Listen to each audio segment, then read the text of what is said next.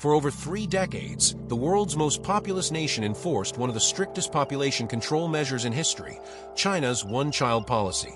Introduced in 1979, it was meant to curb overpopulation, conserve resources, and accelerate economic growth at a time when the country was still recovering from decades of political turmoil and poverty. Back then, the fear was that too many mouths to feed would slow modernization and strain already limited infrastructure. For years, the policy shaped family structures, social norms, and even the country's future workforce. It wasn't just a rule, it became part of everyday life, influencing marriage decisions, community planning, and even the way parents invested in their children's education. But in 2015, China shocked the world by announcing the end of this decades-old law. Why would the government reverse such a defining policy? The answer lies in a mix of economics, demographics, and unintended consequences that began to threaten the nation's future stability. Economic growth meets a shrinking workforce. When the policy began, China's economy was poised for rapid industrial growth. Fewer children meant families could focus resources on raising one child well, while the government could better manage limited housing, education, and healthcare. For a time, it worked. China transformed from a rural, agricultural society into a global manufacturing powerhouse, lifting hundreds of millions out of poverty.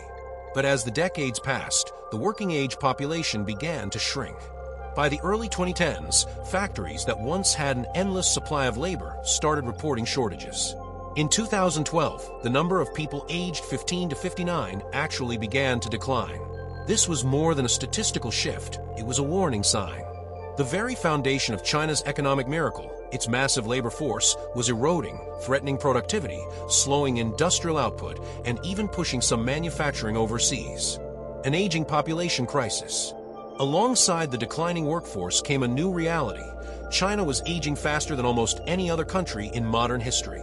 Longer life expectancy, paired with fewer births, meant that the proportion of elderly citizens was ballooning. By 2050, projections showed nearly 1 in 3 Chinese citizens would be over 60. This wasn't just a demographic quirk, it meant fewer workers supporting a growing number of retirees, putting enormous strain on healthcare systems, pension funds, and the younger generation's financial resources. Villages that were once bustling with children began to grow quiet, and urban hospitals saw rising demand for elderly care. The policy that once seemed like a solution to overpopulation was now creating an entirely different crisis. The 4-2-1 family structure. One of the most striking social effects was the 4-2-1 family structure, for grandparents, 2 parents, and 1 child. This placed enormous emotional and financial pressure on that single child, who would eventually carry the responsibility of caring for both parents and possibly all 4 grandparents. Imagine being in your 30s with a young child of your own, while also managing medical costs, living arrangements, and the daily needs of 6 older relatives. In a culture where filial piety, the deep respect and duty toward one's elders, is a core value, this was more than a personal challenge. It was becoming a national one. Many young adults began delaying marriage or avoiding parenthood altogether, worried about the mounting responsibilities. Gender imbalance and social challenges. Another unintended consequence was a severe gender imbalance. Traditional preference for sons led to selective abortions, hidden births, and even abandonment of baby girls. By the mid-2010s, China had roughly 30 million more men than women, a gap large enough to fill entire cities. This imbalance contributed to rising social issues. Many men found it increasingly difficult to find spouses. Rural communities saw population stagnation, and criminal activities like human trafficking rose. Ending the one-child policy was seen as a long-term way to slowly correct this demographic distortion, but experts warned that the effects of such an imbalance could last for generations.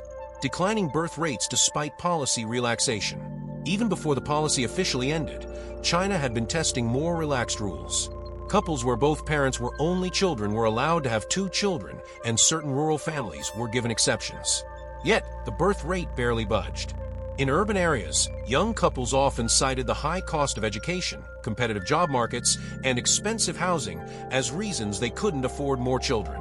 For many, raising 1 child properly seemed better than stretching resources thin. This signaled to the government that simply allowing more children wouldn't instantly reverse decades of change, but it was still a necessary move to prevent further population decline. International image and soft power. China was also under increasing international scrutiny. Human rights groups criticized the policy for its enforcement methods, which sometimes included heavy fines, job loss, or forced abortions. While economic and demographic pressures were the main reasons for ending it, the government understood that the change could also improve its global image and help reduce diplomatic criticism over its domestic policies. Ending the one-child policy offered a chance to reframe China as a country adjusting to modern realities rather than clinging to outdated measures. The official end in 2015. In October 2015, the Chinese government announced the end of the one-child policy, replacing it with a two-child limit for all families. This was framed as a strategy to promote balanced population growth, address the labor shortage, and care for the aging population. The decision was met with excitement by many citizens, yet experts warned that cultural and economic barriers could prevent a significant rise in births. For older generations who had lived their entire adult lives under strict birth control laws, the change was almost surreal. Mixed results and ongoing challenges. In the years following, the expected baby boom never arrived. Birth rates briefly rose in 2016, but soon began falling again. Many couples continued to choose one child or none at all, citing high living costs, career ambitions, and lifestyle preferences. In 2021, the government went further, allowing up to 3 children per family. Yet the trend continues downward, a sign that decades of social engineering can't be undone overnight. Sociologists now warn that a cultural shift toward smaller families might be irreversible. Lessons from the policy's rise and fall. The rise and fall of the one-child policy is a lesson in long-term policymaking. What began as a solution to resource scarcity ultimately became a source of economic and social strain. It shows how deeply state policies can shape the personal lives of millions and how unintended consequences can emerge years or even generations later. It's also a reminder that policies aimed at solving one problem can, if left unchanged, create entirely new ones.